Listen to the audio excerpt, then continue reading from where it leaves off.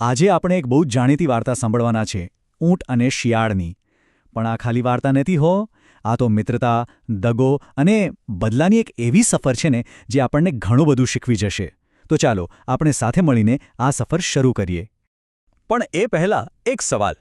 સાચો મિત્ર એટલે કોણ? શું લાગે છે? આમ તો સવાલ બહુ સીધો સાદો છે, પણ એનો જવાબ એટલો જ અઘરો છે. ચાલો જોઈએ કે આ વાર્તા આપણને આ સવાલના જવાબની કેટલી નજીક લઈ જાય છે. તો વાર્તાના મુખ્ય પાત્રો છે એકદમ અનોખી જોડી. એક છે ભોળું ભટાક ઊંટ અને બીજું છે એક નંબરનું ચલાક શિયાળ. હવે આમની દોસ્તી તો પાક્કી હતી, પણ સ્વભાવમાં તો જમીન આસમાનનો ફેર હતો. જુઓ, અહીંયા જ આખી વાત છે. એક બાજુ ઊંટ જે એકદમ ભોળો અને હંમેશા મદદ કરવા તૈયાર, અને બીજી બાજુ શિયાળ જેનું મગજ ચાલાકીથી ભરેલું અને તદ્દન સ્વાર્થી. હવે સવાલ એ છે કે શું આવા બે વિરોધી સ્વભાવવાળાની મિત્રતા લાંબી ટકી શકે? તો થયું એવું કે એક દિવસ ઊંટને મીઠી મધુરી શેરડી ખાવાનું બહુ જ મન થયું, પણ એક પ્રોબ્લેમ હતો. ખેતર હતું નદીની સામે પાર, અને શિયાળભાઈને તો તરતા જ નહોતું આવડતું. હવે શું થાય? અને બસ અહીં જ ઊંટનું ભોળપણ અને એનું મોટું દિલ દેખાઈ આવે છે. એણે જરાય વિચાર ના કર્યો અને તરત જ પોતાના મિત્રને કહ્યું, અરે તું ચિંતા શું કામ કરે છે? બેસી જા મારી પીઠ પર, હું છું ને. બસ પછી તો શું? બંને મિત્રો નીકળી પડ્યા નદી પાર, એક મીઠી મિજબાની માટે. એમની આ સફર કેવી રહે છે ચાલો જોઈએ. શરૂઆતમાં તો બધું એકદમ પરફેક્ટ હતું. બંને સહી સલામત નદી પાર પહોંચી ગયા અને બસ શેરડી પર તૂટી પડ્યા, પેટ ભરીને મજા માણી. પણ આ ખુશી લાંબી ટકવાની નહોતી. અને અહીંથી જ આખી વાર્તા પલટાઈ જાય છે. જેવું શિયાળનું પેટ ભરાયું ને, એવું જ એનું અસલી, સ્વાર્થી રૂપ બહાર આવ્યું. એણે તો બસ પોતાની જ મસ્તી જોઈ.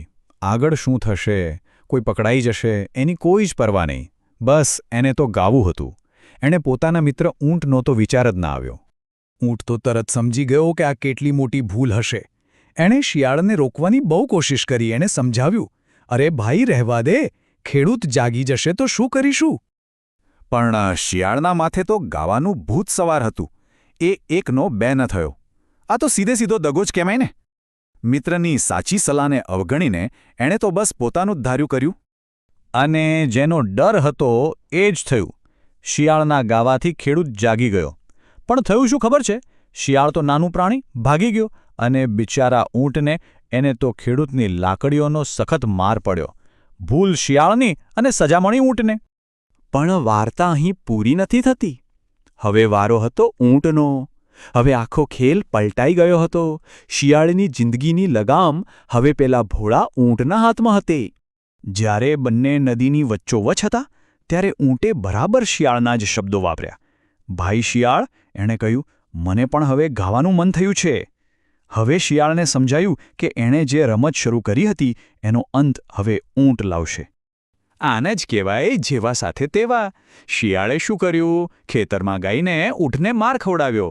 તો ઊંટે શું કર્યું? નદીમાં ડૂબકી લગાવીને શિયાળને પાણી પીવડાવી દીધું. એકદમ હિસાબ બરાબર. ક્રિયાની સામે સીધી પ્રતિક્રિયા. બસ શિયાળને એ દિવસે બરાબરનો પાઠ ભણવા મળી ગયો.